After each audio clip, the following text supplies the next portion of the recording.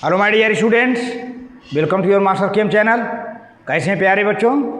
Very good. तो आज मैं Amla Shankar Yadav master chem channel की तरफ से आईआईटी, जेई, नीट फाउंडेशन के बच्चों के लिए वीडियो लेकर आया हूं।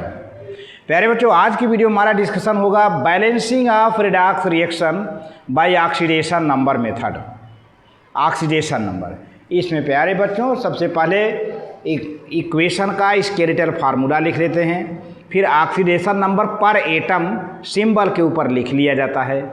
इसके बाद ये देखा जाता है कितना इंक्रीज हो रहा है, कितना डिक्रीज हो रहा है ऑक्सीडेशन नंबर में।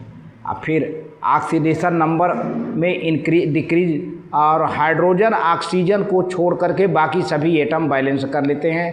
ख़ास तौर से जिनका ऑक्सीडेशन हो रहा है, रिडक्शन हो रहा है, उसको भी बैलेंस कर लिया जाता है। और भी ढेर प्रोसेस हैं तो उसको हम डिटेल डिस्कस करते हैं, तो जो कि बहुत इंपॉर्टेंट है प्यारे बच्चों। चलते हैं, देखते हैं। हाँ, तो प्यारे बच्चों, balancing of chemical equations of redox reaction. पहले तो रिडॉक्स रिएक्शन के इक्वेशन को बैलेंस करने के लिए क्या क्या तरीके हैं, कितने टाइप के होते हैं। तो according to law of mass action, mass conservation, each chemical equation must be balanced. In balanced equation, the number of atoms of each element on both sides of the chemical equation must be equal. The two methods are used to balance the redox reactions. प्यारे बच्चों, redox reaction को balance करने के लिए दो method हैं। पहला क्या है? Oxidation number method. सेकेंड है हाफ इक्वेशन या आयन इलेक्ट्रॉन मेथड। ये दो मेथड यूज करते हैं। आज के वीडियो में प्यारे बच्चों हमारा डिस्कशन होगा ऑक्सीडेशन नंबर मेथड से। तो ऑक्सीडेशन नंबर मेथड, इसके कुछ रूल हैं। पहला रूल क्या है कि अगर कोई इस तरह का जो है ऑक्सीडेशन नंबर से बैलेंस करने के लिए ज़्यादातर नॉन आयनिक इक्वेशंस होते हैं, तो right the skeletal equation of all the reactants and products of the reaction.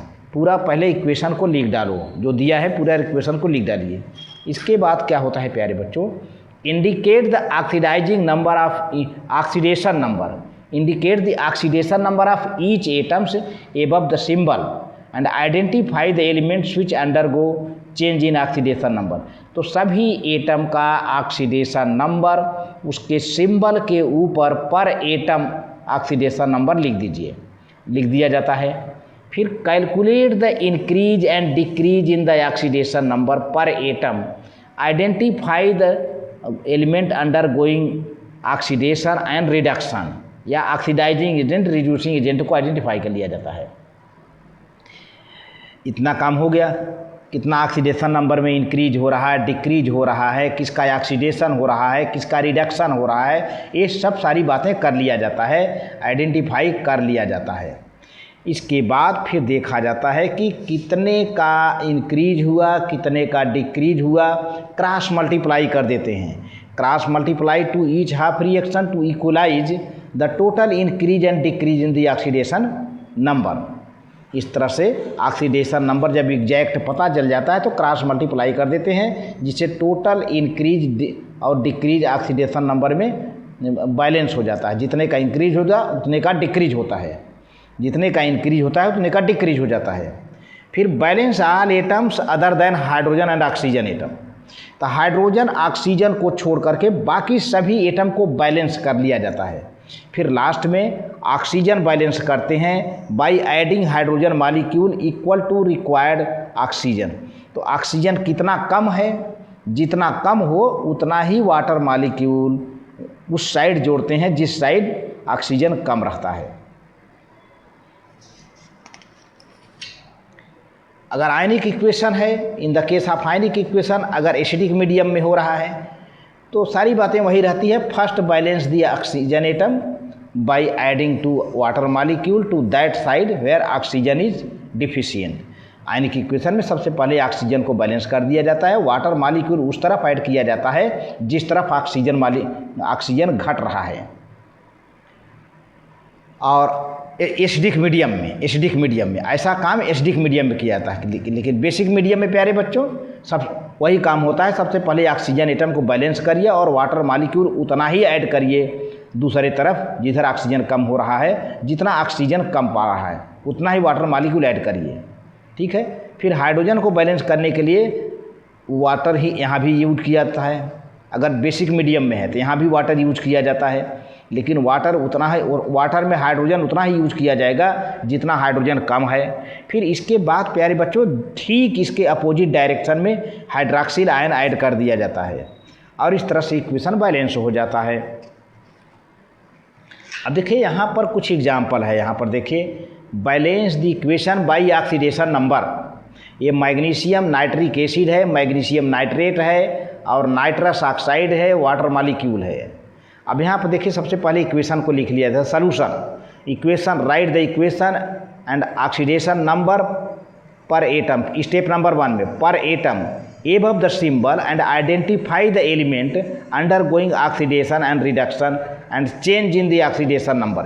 इतनी बात को हम एक साथ में सब कुछ कर ले रहे हैं। ये रिएक्शन लिखा बेटा, ये रिएक्शन लिख दिया। Magnesium nitric acid, magnesium nitrate, nitrous oxide and water.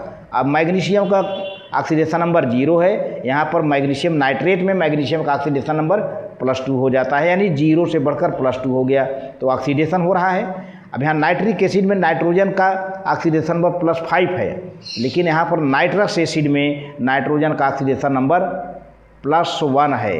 इस तरह से 4 का डिक्रीज हुआ, 4 का डिक्रीज हुआ और यहाँ पर 2 का इंक्रीज हुआ, 0 से लेके 2 तक है ना, ये रहा। तो अब देखो प्यारे बच्चों, ये तो हमें पता चल गया कि नाइट्रोजन का यहाँ पर क्या हो रहा है, घट रहा है तो रिडक्शन हुआ, और मैग्नीशियम का बढ़ रहा है तो ऑक्सीडेशन होता है। तो अब हम ऐसे एलिमेंट का हम पहचान कर लिए कि किसका ऑक्सीडेशन हो रहा है, किसका रिडक्शन हो रहा है। अब क्या करते हैं कि नाइट्रोजन को बैलेंस कर लेते हैं, क्योंकि यहाँ पे देखिए नाइट्रोजन यहाँ 2 है ना, यहाँ पर 1 था, अब हमने 2 से मल्टीप्लाई कर दिया है यहाँ पर, तो नाइट्रोजन भी 2 हो गया, तो नाइट्रोजन बैलेंस हो गया। अब देखते हैं कि इस तरह से 2 5 जा 10, नाइट्रोजन का 10 ऑक्सीडेशन नंबर हो गया, और यहाँ पर एक नाइट्रोजन का +1 है तो 2 नाइट्रोजन का +2 हो जाएगा।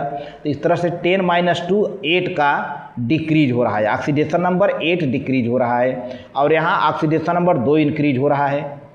तो जितना इंक्रीज हो उतना डिक्रीज होना चाहिए। तो बैलेंस करने के लिए 2 में 4 से मल्टीप्लाई कर दिया तो इंक्रीज डिक्रीज बराबर हो गया।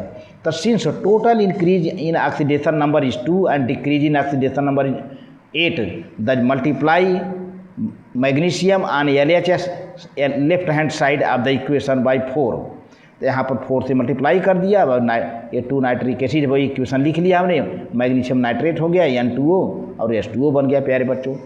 अब हम क्या करते हैं कि ऑक्सीजन और हाइड्रोजन को छोड़कर सबको बैलेंस कर लेते हैं। Balance all atoms other than oxygen and hydrogen.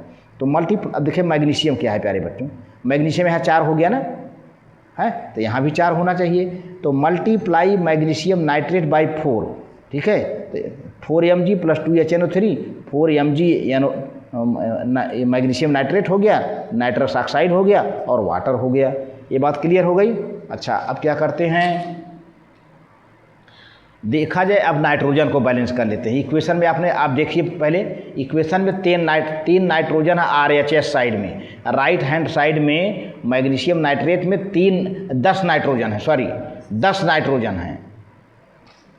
तो क्या होगा, the change in the coefficient of nitric acid from 2 to 10। तब नाइट्रिक एसिड में हम जो 2 लगा हुआ है उसको हटा करके 10 लगा देते हैं।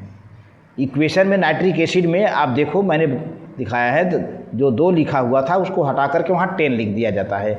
अब हो गया ये, इस तरह से नाइट्रोजन भी बैलेंस हो गया। अब बैलेंसिंग ऑक्सीजन एंड हाइड्रोजन, तो oxygen 30 oxygen left hand side है और 26 ऑक्सीजन राइट हैंड साइड है। तो क्या करेंगे, जो है यहाँ पर कोफिशिएंट चेंज कर देंगे। वाटर का कोफिशिएंट प्यारे बच्चों 1 है, 1 से चेंज करके 5 कर देते हैं राइट हैंड साइड पर, तो ऑक्सीजन बैलेंस हो जाता है, हाइड्रोजन ऑटोमेटिक बैलेंस हो जाता है। तो देखिए यहाँ पर ये देखिए 5H2O कर दिया। अब सब कुछ बैलेंस हो गया, सब कुछ बैलेंस हो गया, हाइड्रोजन भी ऑटोमेटिक बैलेंस। आप काउंट कर लीजिए, 4 मैग्नीशियम 10 हाइड्रोजन 5 2 जा 10 हाइड्रोजन है ना, 10 3 जा 30 ऑक्सीजन यहाँ भी है। देखिए 4 6 24 24 एक 25, 25 35 है ना। तो सब बैलेंस हैं। तो इस तरह से आज के वीडियो में बस इतना ही। थैंक यू प्यारे बच्चों।